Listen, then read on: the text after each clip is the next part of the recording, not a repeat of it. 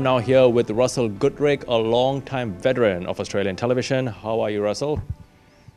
Good, thanks, Warren. It's a pleasure being here. We've learned that you've now taken a new career path, which is in politics. Now, the first thing I want to ask you is that why politics and why now? Over the years, I have been asked to be on various councils and also to be in politics for both major parties. But it either didn't suit at the time or I didn't think it was probably appropriate. However, when I was reading news last year for West TV, I had the opportunity to interview a number of people. And one of those people was Julie Mathieson. And Julie Mathieson has formed a party called Julie Mathieson for West Australia Party. When I interviewed her, I thought she made a lot of sense, and I certainly respect a lot that she has to say. She's a West Australian, she was born in the Pilbara, she's a Subiaco councillor, and she has a lot of good ideas for Western Australia. Still being a media practitioner, do you think that your new role in politics would somehow diminish your role in the media? Well, I've been in the media for 50 years, so if it diminishes my role in the media, so be it. But you know, it's something that I needed to be in at this time of life because there are a number of issues that are close to heart and something needs to be done about them. Unfortunately, the major parties don't seem to be interested in doing anything. Now, what are some of these issues that you're talking about? Well, the first one is the family court. The family court is such a disaster. It causes so much grief for so many mums and dads, and especially children.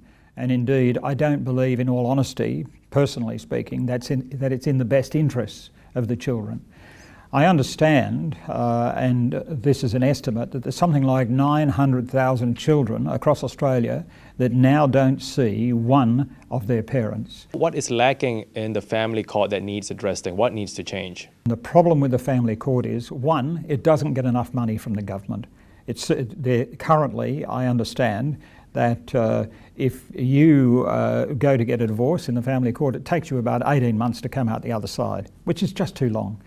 The cost for lawyers, from a lawyer's point of view, it's great because the longer it lasts, the more money you have to pay.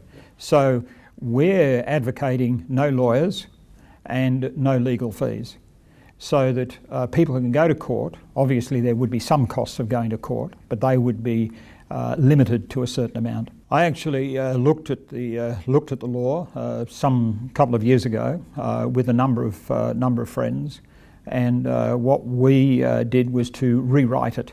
We handed it to the then Attorney General, and it went nowhere. I tried to speak to the Shadow Attorney General, it went nowhere.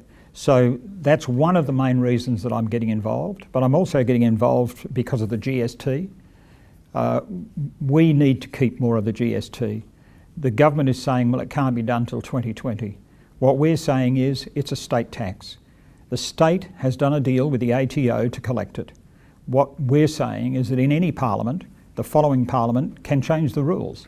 And what we're saying, if we get in, what we want to do is change the rules so that that GST is paid straight into the state treasury, and then we keep more of it. Besides the GST, what are some of the other issues? I think it's the quasi-government instrumentalities. Look, we see it on the streets all the time.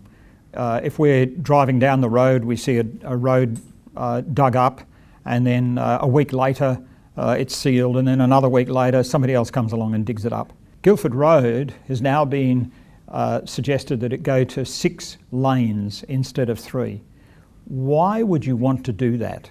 When you look at public transport is the thing of the future. Whenever you get over 1 million people in a town, you should be going to public transport. It happens in Europe. It doesn't happen in America, and look at all the jams that they have on the freeway. What they should be doing, instead of spending money on Guildford Road, is they should be spending money on a train line up to Ellenbrook. But there's also the major players. I know of one chap who's got a remediation business out in Hazelmere. Now, that has sat on the back burner, and it's a $200 million project that could employ 700 people. And there's lots of things like that. Too difficult dealing with these government agencies, and really a lot of them should be closed down. On the topic of closing down government agencies, which are the agencies that you will be targeting? The EPA is certainly one, because their job should be done by local government. Okay. Because there are areas that they should be involved and they don't get involved. And there's areas that they don't need to get involved in and they do get involved in, and they just rubber stamp it, as far as, you know, my personal opinion goes. So, you know, there are a number, there's 22 agencies that should be shut down. Just a final question. Now, in the event if you're elected, Yes. can we still expect to see you on the screen? Well, I certainly hope so.